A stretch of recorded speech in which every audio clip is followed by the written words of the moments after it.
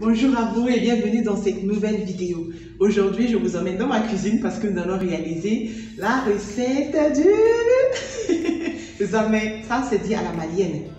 Voilà, à la sénégalaise, on dit tiep et au bon français, voilà, on dit riz au gras. Donc, j'ai appris auprès des personnes qui s'y connaissent. Aussi, j'ai appris sur Internet. Et quand je réalise cette recette, les gens autour de moi, les gens de ma famille aiment bien. Donc aujourd'hui, j'ai décidé de vous la filmer. J'espère que vous aussi, vous allez l'apprécier et que vous allez la réaliser chez vous. Ça demande quelques ingrédients, mais pas autant. Ça dépendra de ce que vous avez chez vous. Donc voilà, vous qui vous y connaissez, vous qui êtes des professionnels, venez me donner vos avis dans les commentaires, vos critiques, mais des bonnes critiques, vraiment des critiques constructives.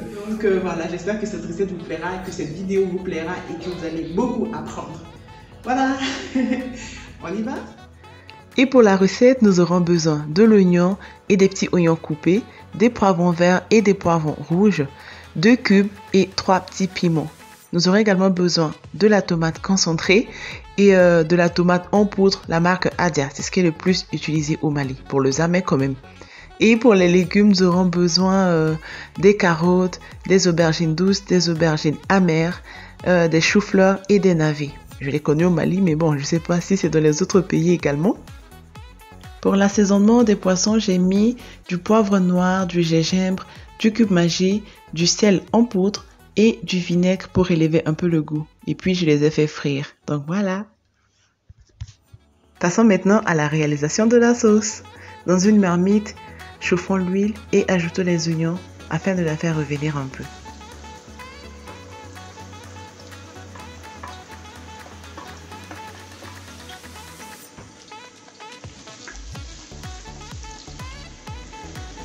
Puis ajoutons les poivrons verts, rouges ainsi que les petits oignons. Aussi de l'ail écrasé. Et 3 cuillères de tomates concentrées.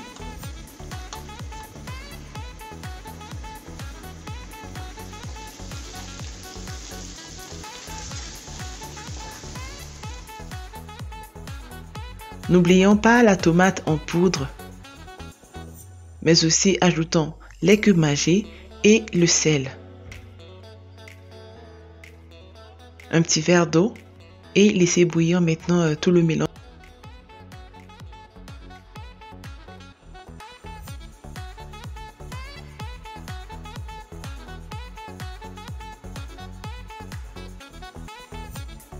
Nous avons obtenu une très belle sauce.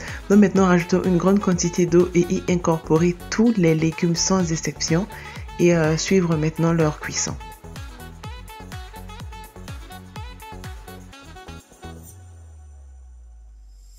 En attendant la cuisson des légumes, nous allons faire frire la patate douce et la pomme de terre que nous avons fait bouillir par avance, juste pour qu'elle soit bien cuite et qu'elle soit croustillante.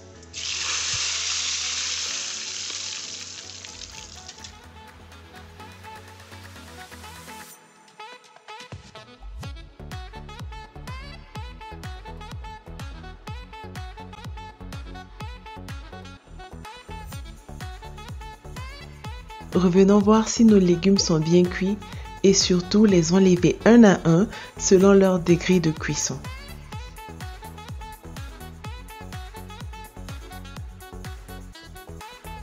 Les choux étaient les premiers à être bien cuits, donc on les a enlevés et ainsi de suite pour les autres légumes.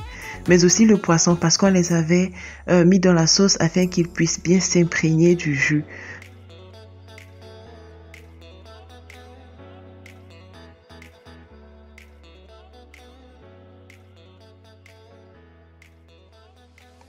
N'oubliez pas de vous abonner et d'aimer également la vidéo. Dites-moi dans les commentaires, est-ce que je réalise assez bien la recette? Selon la quantité du riz, rajoutons de l'eau à la sauce et la laissez bouillir. Nous ajoutons le riz et il ne reste plus qu'à surveiller. Regardez-moi ce résultat. Oh là là là là là là. Je vais servir et je vous montre le résultat final. Et voilà, j'espère que vous apercevez tout ce qu'il y a sur le riz. Et N'hésitez pas à mettre des pouces en l'air, à vous abonner, également activer la cloche. Vous me donnerez ainsi de la force. Donc moi je vous donne rendez-vous la semaine prochaine dans une autre vidéo. Prenez soin de vous et bon appétit!